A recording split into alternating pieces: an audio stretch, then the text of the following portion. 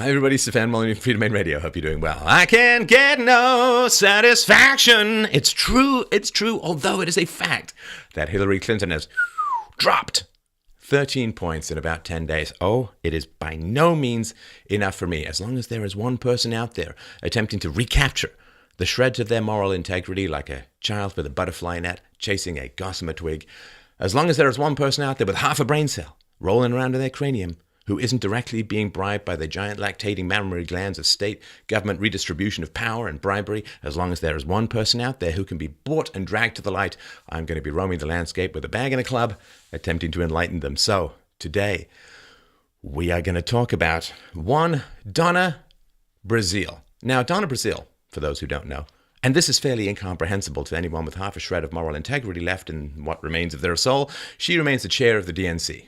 Now, she became chair of the DNC after Debbie Wasserman-Schultz left because of revelations by WikiLeaks. It's a pattern. I can't quite get it now. Maybe by the end of this rant, we'll have it. Now, just before we go into what Donna Brazile is accused of or what's been revealed by WikiLeaks, WikiLeaks has never been credibly accused of doctoring documents, of changing things.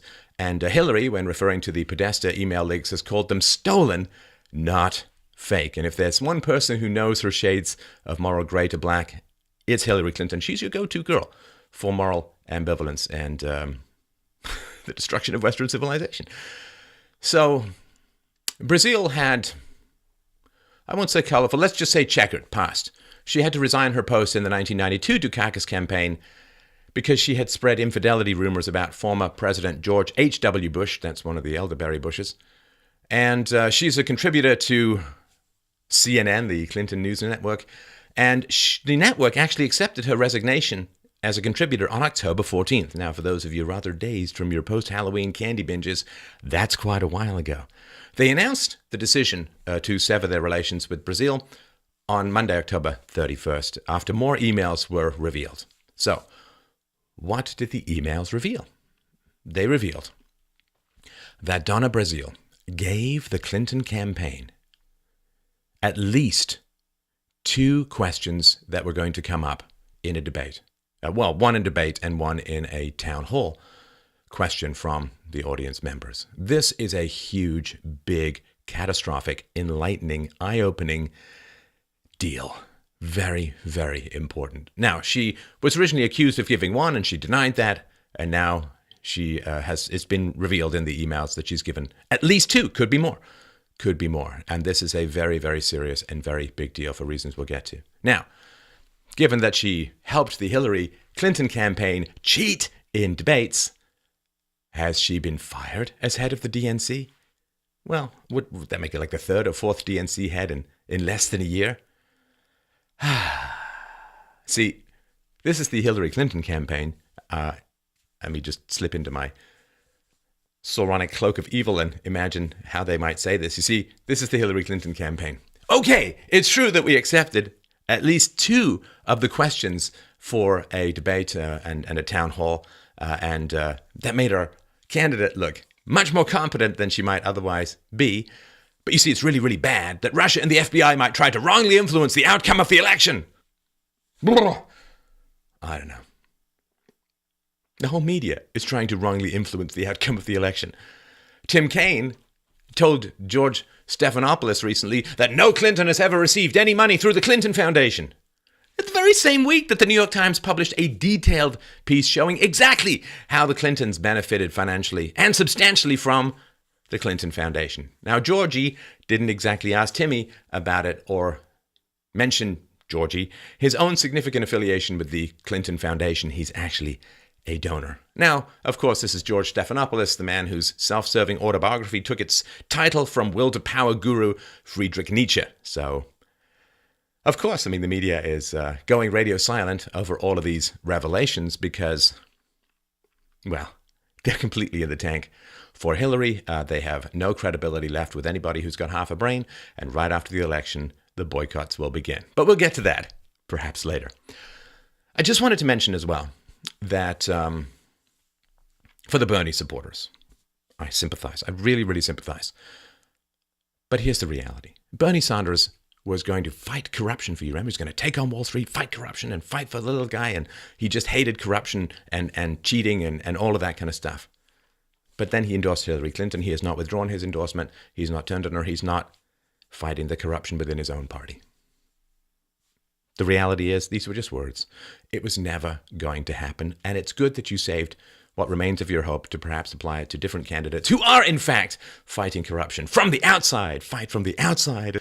And so I just wanted to sympathize, but this is a revelation. Bernie Sanders was never going to fight any kind of corruption because he's in a party that's being revealed as woefully corrupt. And what's he doing about it?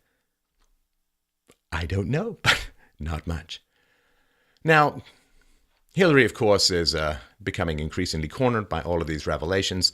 And like all demagogues who are cornered, she's turning to vague, hopeful, dumb speak, right? So here's a quote from a recent Hillary speech about her own campaign. Because, she's at the point where she's saying that Donald Trump is going to provoke civil war and nuclear war and so on, right? Although she's actually the only one who's threatened nukes against Iran and is also threatened military action against Russia. But apparently, you're fired. You see, you want Donald Trump to be saying that to a contestant on his television show.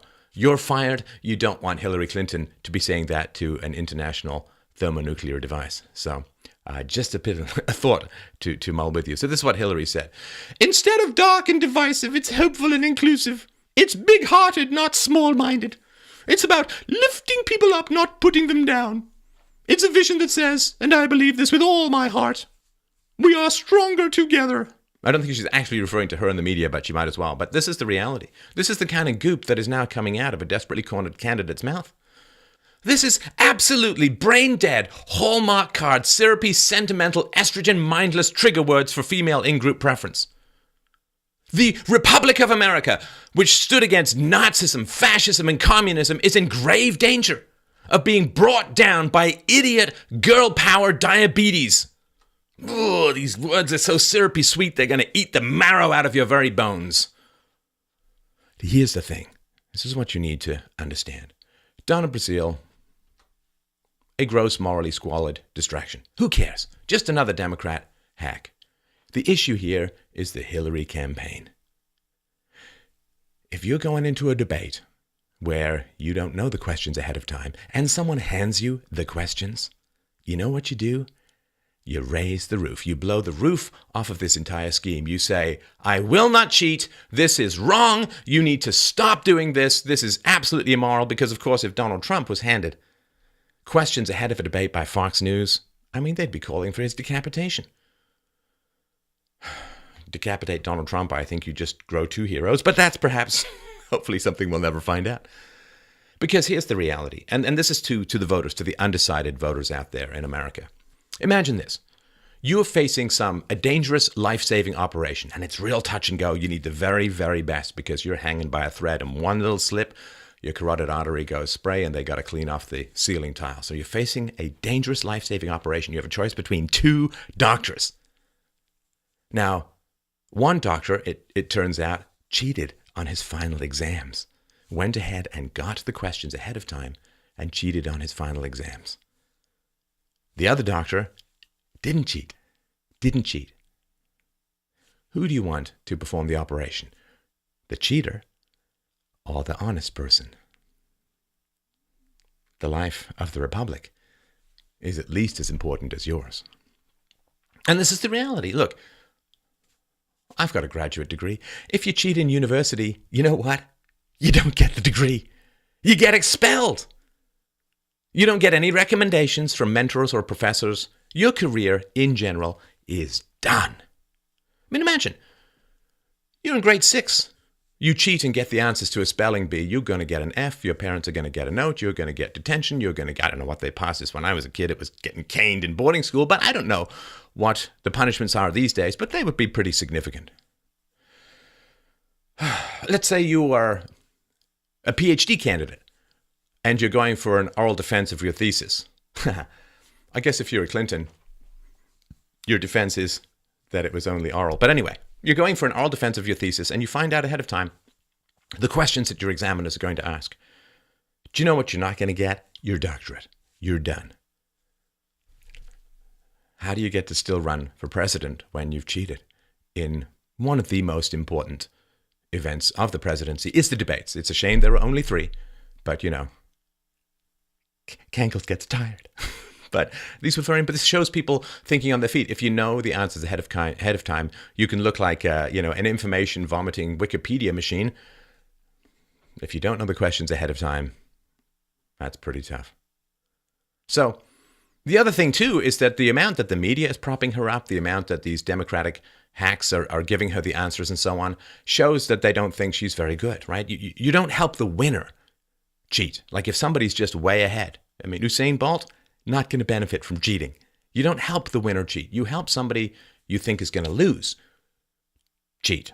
I mean, that's basically reality. And this is sort of what you need to understand, that all of this stuff that's designed to prop up Hillary Clinton, all of this media cover, the artists and the celebrities out there showing how important it is that they only read other people's words and not submit their own thoughts for critical review. This is all because they don't think that Hillary can win. Hillary was kind of neck and neck for a long time with Donald Trump, even with all of this media boosting, which Rudy Giuliani says has been like, 10 to 15 point boost. They can't win. They've got nothing, the leftists. They've got nothing, which is why they import all the third world people to vote for them, why they have to have the media prop them up all the time, why they have to cheat. Come on. They've got nothing. They are weak, weak people. And this is what's really, really important to understand. What is your country? Is your country or your party defined by a set of moral principles? And if you violate those, you're out of the club. In other words, it's a country club. You don't pay your dues, you're out of the country club. And is your party a set of moral principles? And if you don't fulfill or embody those moral principles, if you egregiously violate those moral principles, are you out of the club? Well, there's an old saying, Democrats don't indict Democrats. It's very, very important. Democrats are power lust in-group preferences. That's all it is. They're a bunch of wizened Smeagol inheritors in suits, thirsty for power, and damn the consequences. They're power junkies, power addicts. Is your group merely tribal, or does it reflect a higher moral standard? Well, when this is revealed, that there has been cheating going on in the most important presidential race in modern history, in the most important focal points, which is the debates of the races, this presidential race in history, this is absolutely astonishing. Because the Democrats aren't investigating this. CNN isn't even really investigating this and saying, how the hell did this happen? How did Donna Brazile get all these questions? How the hell did she pass it over? Who did she pass it to? What happened from there? They don't want to know. Because it's all about getting the power. It's all about the ring. It's not about the good. They'll talk about good as a lever to get power, but they don't want power to do good. They just want power. The last thing I'll say. So recently, somebody who was not a donor to the Clinton Foundation asked Hillary Clinton for a favor at a campaign event. Didn't donate a penny and asked for a favor from Hillary Clinton at a campaign event. Do you know what she said? Get to the end of the line, she barked. Why don't you go to the end of the line? And this is the reality of the Democrats in power. I'm not in there, in the halls of power. I don't have influence. I don't have power over those who have power. I haven't donated. They don't owe me any favors. And you are not in there either. You don't have any control over them. It's all about them rewarding their friends and punishing their enemies. And they're indifferent to those who have not directly benefited them in their crazy, baseless lust for power. So when it comes to the Democrats, should they gain power next week, get ready, if you're not a Washington Beltway insider, to hearing this. Get to the back of the line.